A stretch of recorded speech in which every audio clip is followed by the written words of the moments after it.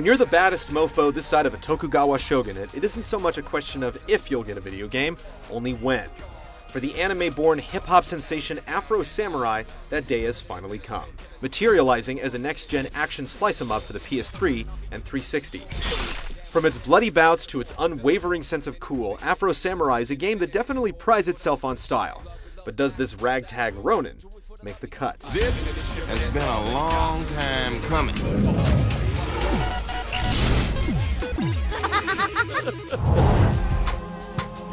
Life is lonely at the top, especially if you're a stone-cold killer named Afro.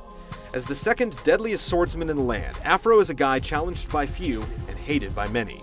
But rank is about the last thing on this troubled warrior's mind. The man that's number one just also happens to be the man that challenged Afro's dad years before, and well, let's just say things got a little personal once he decided to get ahead of the competition. Afro's pursuit of vengeance unfurls in a pseudo-episodic manner meant to mimic the progression of the TV miniseries.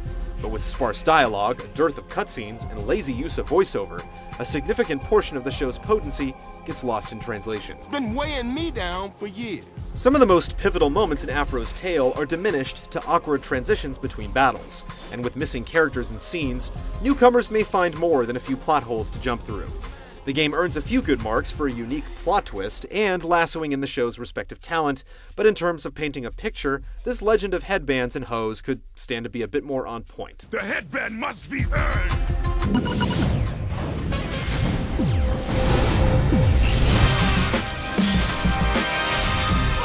With katana in hand and dozens of fools lined up for the kill, Afro Samurai channels a distinct Ninja Gaiden vibe that's simple in goal and even simpler in design.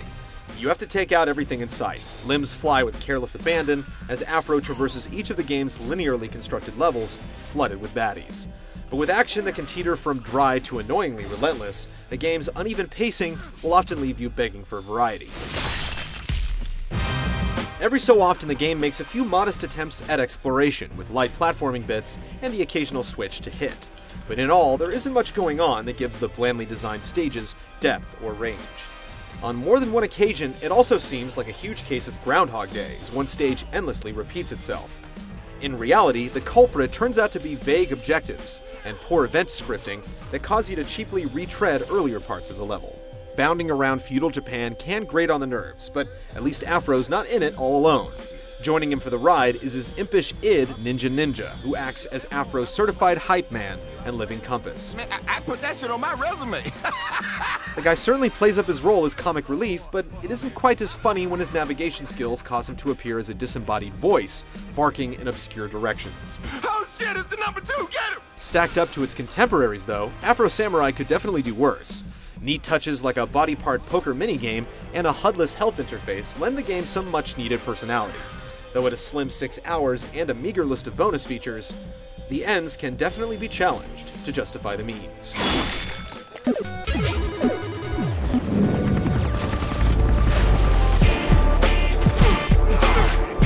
Falling in line with the law of the number one headband, everything in Afro Samurai is governed by the cruel steel of the sword.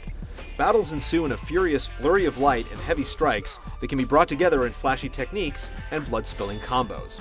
Though you'll no doubt get some mileage out of classics like Where's My Money and Afro-NATO, the true emphasis of combat lies in the almighty focus attack, a time-slowing maneuver that lets Afro coil up and release a single, deadly masterstroke. The concept behind it is basic, but it's incredibly satisfying in action. Lopping off limbs with deadly precision comes at the reward of instant kills and experience points earned towards leveling up Afro's repertoire. If things get a little too heated, Afro can trade in his calm and collected strikes for a few seconds of bona fide manslaughter with a devastating over-focus ability. Did we mention the guy can also reflect bullets with it? From slicing off ears to carving suckers like Christmas ham, the focus attack provides an elegant solution to combat that would otherwise be fairly derivative. But despite that, there aren't nearly as many applications for it as we would have liked. Enemies vary in size and shape, but they all pretty much get cut down the same way, and for bosses, opportune focus attacks are few and far between, rendering it somewhat of a liability when going for the gusto. It isn't perfect, but when you get that carnal rush from bathing the screen in red, you know it's doing something right. Getting lost isn't the biggest problem, as it mostly boils down to the game's dubious choice of camera angles and controls. Trying to negotiate an optimal viewing angle in the thick of battle can definitely be difficult, and often you'll find yourselves blindly slashing in one direction, hoping that a hapless victim will be waiting on the other side. Afro Samurai certainly has its moments, and its short length tries to ensure that it doesn't overstay its welcome. Yet after you get a handle on the combat, it only takes a couple of hours before even the most violently bloody game you've played in some time starts grinding the gears of repetition.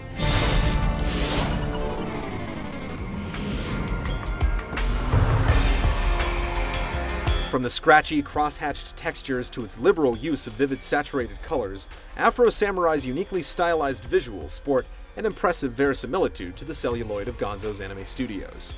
Character models are rendered with respectable care, though they're wasted by a lack of cinematic moments featuring them. Still, it's hard to deny that the fro looks pretty fly. Give me the number 2 headband. On the audio end, things are rock solid, with the luridly loquacious Sam Jackson taking up his title role as Afro and Ninja, while the Wu-Tang Clan's RZA keeps things hot with beats inspired by the show. It's an impressive gathering of talent, to say the least.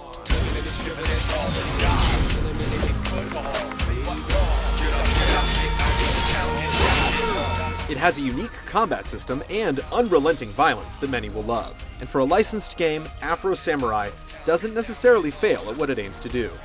Like the many others before it, simple mistakes and a general lack of polish prevent it from passing the threshold to Butcher Bay territory. Still, if you like the show, the game is most definitely worth playing. It's just not worth the number 1 headband.